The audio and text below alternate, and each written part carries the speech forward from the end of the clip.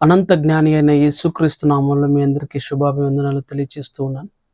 ఇంతనము దేవుని వాక్యదాన నిమిత్తమై ఆదికాండము 3వ అధ్యాయం 8వ వచనంలో, చల్లపూటను ఆదామును అతని భార్యయు సంచరించుచున్న దేవుడైన యెహోవా మాట విని, యెహోవా స్వరము విని అనే మాటను లేఖనంలో గమనిస్తూ ఉన్నాం. ప్రియులారా, మన దేవుడు సంచరించుచున్న దేవుడు.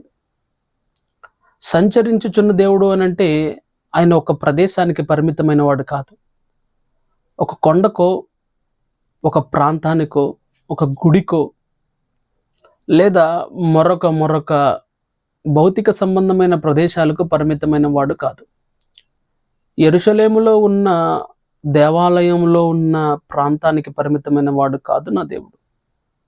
కొన్ని ఎత్తైన శిఖరాల్లో ఉండేవాడు కాదు నా దేవుడు. అక్కడ మాత్రమే ఉండేవాడు కాదు. అక్కడ మాత్రమే పరిమితమైన వాడు కాదు నా దేవుడు. సంచరించుచున్న దేవుడు అనగా ఆత్మస్వరూపి అయిన దేవుని గురించిన విషయాన్ని మనం గమనిస్తూ ఉన్నాం. చల్లపూటను ఆదామును అతని భార్యయు సంచరించుచున్న దేవుడైన యెహోవా స్వరమును విని. అంటే ఆదాము అవ్వ ప్రతి చల్లపూట వారు ఏం వినేవారు అని అంటే దేవుని మాటలు వినేవారు. అంటే దేవుని స్వరాన్ని వినేవాళ్ళు. దేవుడే వారితో మాట్లాడేవాళ్ళు. మనుషులు ఎవరు లేరు. ఆదాము, అవ్వ, దేవుడైన యెహోవా. దేవుడైన యెహోవా ఏదైనా తోటలో ప్రతి చల్లపూట వచ్చి ఆదాముతోనూ అవ్వతోనూ మాట్లాడు. ఎంత గొప్ప చక్కటి అనుభవం ప్రియులారా. ఆదాము అవ్వకు ఎంత బ్లెస్సెడ్ పీపుల్ వాళ్ళు, ఎంత ఆశీర్వదింపబడిన వారు. ఎందుకంటే దేవుని స్వరాన్ని వినడం. మనకు పరలోకంలో మనం వెళ్తే తప్ప అటువంటి దేవుడు మనతో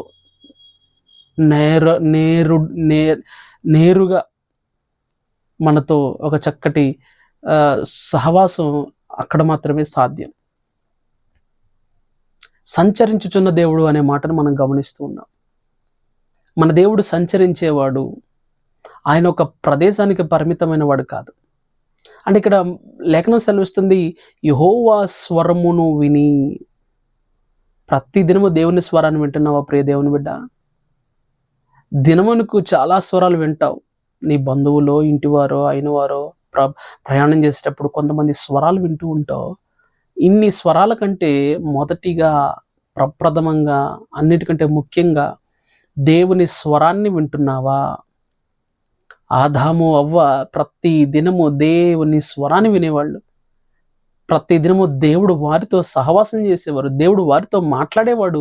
ఈ దినము కూడా దేవుడు నీతో మాట్లాడుతూ ఉన్నాడు. తన స్వరాన్ని వినిపిస్తూ ఉన్నాడు. తన మాటలు తెలియజేస్తూ ఉన్నాడు. దేవుని మాటకు లోబడగలిగిన కృప నీలో ఉందా? దేవుని స్వరాన్ని వింటున్నావా? లేకపోతే రకరకాల స్వరాలు వింటున్నావా? సంగీత సాహిత్యమనో, లేకపోతే సీరియల్స్ అనో, సినిమాలనో, షోలనో, టీవీ న్యూస్ అనో, న్యూసెన్స్ అనో, వేటిని వింటున్నావు? దేవుని మాటలు వింటున్నావా? దేవుని స్వరాన్ని వింటున్నావా? లేదా లోకంలో ఉన్న అనేకమైన స్వరాలు వింటున్నావా? ఎటువంటి స్వరాన్ని, ఎటువంటి మాటలు నీవు వింటున్నావో గమనిద్దాం ప్రియులారా. ఆదాము అవ్వ ప్రతి చల్లపూటను దేవుని స్వరాన్ని వినేవారు అనే లేఖనం సెలవిస్తుంది. మనం కూడా, దేవుడు మనకు కూడా ఎంత గొప్పదాన్ని తెచ్చాడు. ప్రతి దినము దేవుని వాక్యాన్ని ధ్యానించుకుంటున్నాం. మన యూట్యూబ్ ఛానల్ పేరే ద థియో లెక్సీ. థియో అనగా దేవుడు, లెక్సీ అనగా మాట. ఇది దేవుని మాటే, నా మాట కాదు, నా సొంత మాట కాదు. మాట్లాడే ప్రతి మాట దేవుని మాట, దేవుని వాక్యము కనుక ఆ యొక్క దేవుడు ఇచ్చిన దర్శనాన్ని బట్టి, దేవుడిచ్చిన ఆలోచనను బట్టి, దేవుడిచ్చిన ప్రేరణను బట్టి యూట్యూబ్ ఛానల్కి ద థియో లెక్సీ అనే పేరు పెట్టడం జరిగింది. లెక్సీ అనగా మాట, థియో అనగా దేవుడు. థియో లెక్సీ అంటే దేవుని మాట, నా మాట కాదు. ఈ ఛానల్లో ప్రతి దినము దేవుని మాటను ప్రకటిస్తున్నాం. ఎందుకనంటే అనేక జీవితాలు వాక్యం ద్వారా కట్టబడాలనేదే మా ఆకాంక్ష, మా కోరిక. ప్రతి దినము స్వచ్ఛమైన దేవుని వాక్యం వారి దైనందిన జీవితంలో ఏదో ఒక దినాన మాట వారికి ప్రేరణ, బలం, నమ్మకం, విశ్వాసం కలిగించి దేవుని వైపుకు వారు మరింత ఆకర్షింపబడినట్లుగా చేయాలన్నదే మా ఈ పరిచర్య భారం.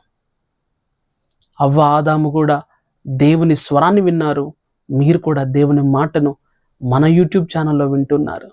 సమస్త ఘనత, మహిమ, ప్రభావములు ఆయనకే చెల్లునుగాక. ప్రార్థన.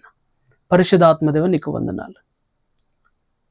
ఎన్నిక లేని మమ్ములను ప్రభు ఎన్నుకొని నీ పరిచర్యలను నిలబెట్టుకొని ఈ పరిచర్య ద్వారా అనేక మంది ఆదరింపబడుతూ మా యూట్యూబ్ మినిస్ట్రీ ద్వారా, యూట్యూబ్ పరిచర్య ద్వారా, యూట్యూబ్ స్వార్థ ప్రకటన ద్వారా అనేక మంది వారి జీవితాలను నీకు అర్పించుకుంటూ కొనసాగుతూ విశ్వాసంతో ప్రతిదినము నీ వాక్యాన్ని వెదికి, నీ వాక్యం ద్వారా పోషింపబడి, నీ వాక్యం ద్వారా ఆదరింపబడి, నీ వాక్యం ద్వారా ప్రభా ఎంతమంది దీవింపబడుతున్నారు అందరిని బట్టి వందనాలయ్యా. నీ మాటలు ప్రకటించబడుతున్నప్పుడు వారి జీవితాలు అద్భుతాలు జరిగించండి నాయన. ఈ సమయం, ఈ వృధా, ఈ తపన, ఈ కష్టం వృధాగా పోకుండా అనేక మంది వాక్యం ద్వారా బలపరచబడి వారి జీవితాల్లో ఆధ్యాత్మిక మేలులు పొందుకునే వారికి ఉంచమని యేసుక్రీస్తు నామమున అడిగి పెడుకుంటున్నాను తండ్రి. ఆమేన్. God bless you.